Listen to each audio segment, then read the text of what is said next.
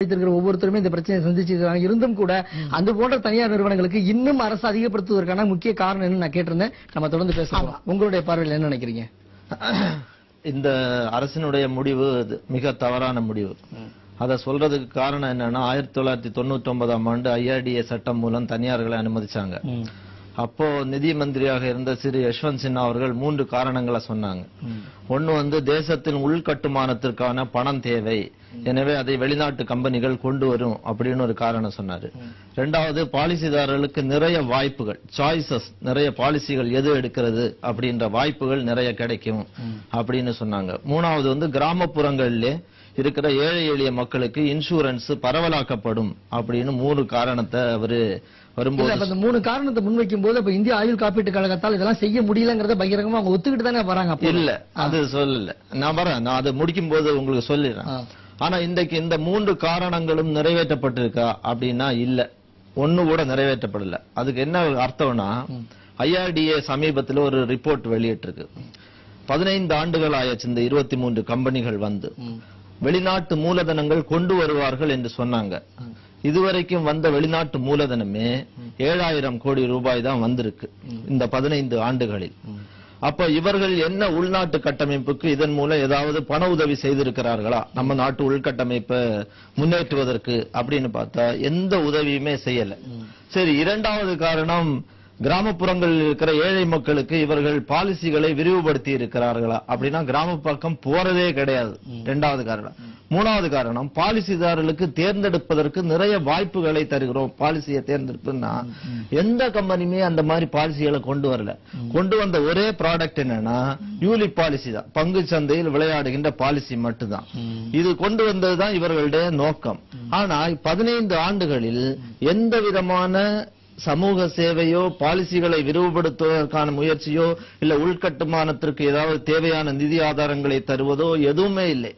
ஒரு காரணம் அன்னைக்கு என்ன சொல்லாங்கன்னா, பாலிசி நுழைவு, பெனிட்ரேஷன் ஆஃப் பாலிசி, அது வருவதற்கு தனியார் மூலதனம் வந்தால் பெனிட்ரேஷன் அதிகமாகும் என்று சொன்னார்கள். 1999 முதல் 2010 வரைக்கும் பெனிட்ரேஷன் 0.9 கூடிடுச்சு.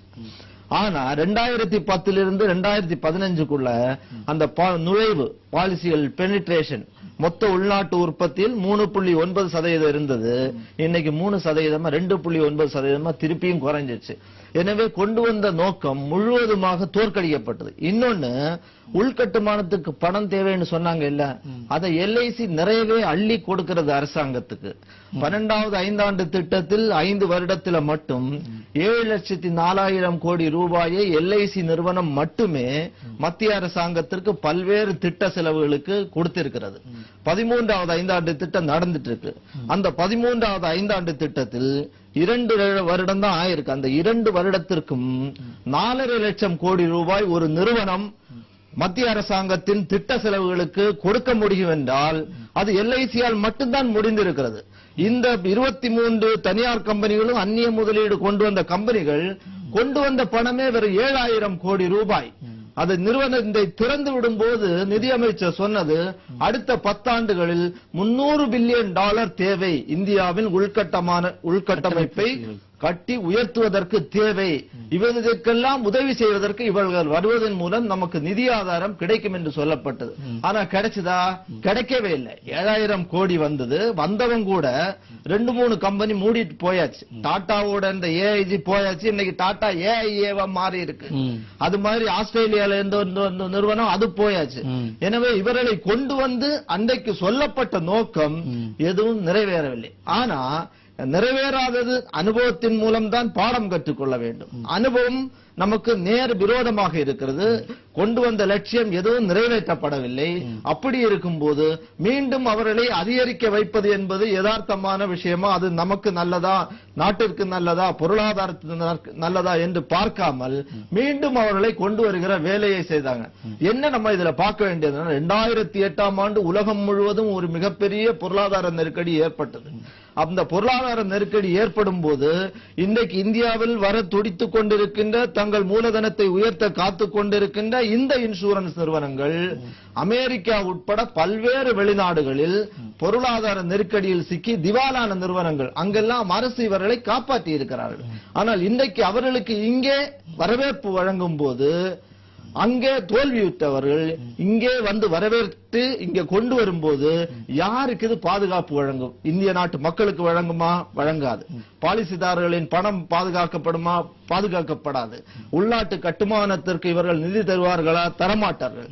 கிராமப்புறங்களிலே விரிவுபடுத்துவார்களா? விரிவுபடுத்த மாட்டார்கள். மத்திய அரசுக்கு தேவையான திட்ட செலவுகளுக்கு 5 ஆண்டு திட்டம் போன்ற திட்ட செலவுகளுக்கு பணம் தருவார்களா? தரமாட்டார்கள். ஆனால் இதையெல்லாம் செய்ய மாட்டார்கள் என்றால் கூட இவர்களை கொண்டு வர வேண்டும் என்று இந்த அரசு முடிவு செய்கிறது, முயற்சி செய்கிறது, தவறான நடவடிக்கை எடுக்கிறது என்றால் அது ஒட்டுமொத்த நாட்டு மக்களுக்கு நாட்டின் பொருளாதாரத்திற்கு எதிரான கேடு விளைவிக்கின்ற கூடிய செயல். எனவேதான் அதை எதிர்த்து போராடுகிறோம். அதை தோற்கடிக்க வேண்டும். பாலிசிதாரர்களை பாதுகாக்க வேண்டும், மக்களை பாதுகாக்க வேண்டும், நாட்டின் பொருளாதாரத்தை பாதுகாக்க வேண்டும். இறையாண்மை ஏன் இறையாண்மை பாதுகாக்க வேண்டும் என்று சொல்ல வேண்டால் இன்சூரன்ஸ் என்பது என்ன வணிகம்? ஒரு நம்பிக்கையின் அடிப்படையில் நடைபெறுகின்ற வணிகம். என்ன தருகிறோம்? இதுல ஏதாவது பொருள் தருவோமா? இல்ல, ஒரு வாக்குறுதி தருகிறோம். என்ன வாக்குறுதி? உன்னுடைய குடும்பத்திற்கு நீ உயிரோடு இருக்கும் போது நீ போடுகின்ற பாலிசி உங்களுக்கு ஏதாவது ஏற்படுகிறது என்றால் நீங்கள் இறந்தாலோ இல்ல ஏதாவது ஒரு தேவை ஏற்படுகிறது இந்த பணத்தை உங்கள் குடும்பத்திற்கு வழங்கப்படும் என்கிற வாக்குறுதி தான் தரப்படுகிறது. இன்றைக்கு வாக்குறுதி கொடுக்கிற நிறுவனங்கள் எல்லாம் வாக்குறுதியை பாதுகாக்கிறார்களா என்றால் இல்லை. நம்ம சென்னையிலேயே எத்தனை சீட்டு கம்பெனிகள் வாக்குறுதிகள் கொடுத்து பணத்தை வாங்கி கொண்டு உள்ளூர் முதலாளிகள் ஏமாற்றி போன கதை இருக்கும் போது இவர்களை எல்லாம் கொண்டு வந்து 40 கோடி பாலிசிகள் இன்னைக்கு எல்ஐசியில் இருக்கு. இதே பாலிசி தனியார்கிட்ட போயாச்சுன்னா என்ன ஆகும்? மக்கள் ஏமாற்றப்படுவார்கள். எனவேதான் இன்சூரன்ஸ் துறை ஒரு கேந்திரமான துறை, தேசத்தின் வளர்ச்சிக்கான துறை, மக்களின் நலனுக்கான துறை. அதில் அதை போடப்படுகின்ற முதலீடு எல்லாம் நாட்டு நல திட்டங்களுக்கு பயன்படுத்தப்படுகின்ற துறை. எனவே இந்த துறையில் அந்நிய மூலதனம் என்பதை அனுமதிக்கவே கூடாது. அனுமதித்த பிறகும் அது தோல்வியில் முடிந்திருக்கும் போது மீண்டும் அதை உயர்த்துவேன் என்று அரசாங்கம் சொல்கிறது. இந்த அரசாங்கம் மக்களை பற்றி முழுமையான எதிர்ப்பு இருந்திருந்தால் அது நிறைவேறாமல் போயிருப்பதற்கான வாய்ப்பு இருக்கு. முழுமையான எதிர்ப்பு இல்ல. இப்ப நிலம் கையகப்படுத்தும் சட்டத்திற்கு முழுமையான எதிர்ப்பு இருந்தது. அது பரிசீலிருந்து நிறைவேறாமல் இருப்பதற்கான வாய்ப்புகள் கூட இருக்கிறது. ஆனால் இந்த காப்பீடு சட்டத்தை பொறுத்த வரைக்கும் முழுமையான எதிர்ப்பு இருந்திருந்தால் 49 விழுக்காடாக ஆகியிருப்பதற்கு வாய்ப்பு குறைவாக இருந்திருக்கும் அல்லவா? ஒரு முழுமையான எதிர்ப்பு இல்லையே. இல்ல, இந்த சட்டத்திற்கு முழுமையான எதிர்ப்பு என்பது இருந்தது. அது மட்டும் இல்ல, யஷ்வந்த் சின்ஹா அவர்களுடைய காலகட்டத்தில் கொண்டு வந்தால் கூட அதன் பிறகு 26 இருந்து 49 விழுக்காடாக உயர்த்த வேண்டும் என்று காங்கிரஸ் முயற்சித்த பொழுது அதற்கு முழுமையாக தடையாக இருந்தது பாஜக. ஆனால் இன்று அதே பாஜக கொண்டு வந்திருக்கிறது. அதைத்தான் நான் சொல்ல வரேன். இவர்கள் ஆட்சியில் எதிர்கட்சியாக இருக்கும் போது யஷ்வந்த் சின்ஹா தலைமையில தான் குழு அமைக்கப்பட்டு, நிதிநிலை குழு அமைக்கப்பட்டு அந்த தலைவராக யஷ்வந்த் சின்ஹா போடப்பட்ட பிறகு அந்நிய மூலதனம் என்பது இன்சூரன்ஸ் துறையில் கொண்டு வரக்கூடாது. நம்ம தொடர்ந்து பேச போறோம். ஒரு நேயர் தொடர்பில் இருக்கிறாங்க, என்ன சொல்றாங்கன்னு கேட்போம். மக்கள் வணக்கம். மக்கள் வணக்கம். நான் மதுரையிலிருந்து பேசுறேங்க. உங்க பேர் சொல்லுங்க.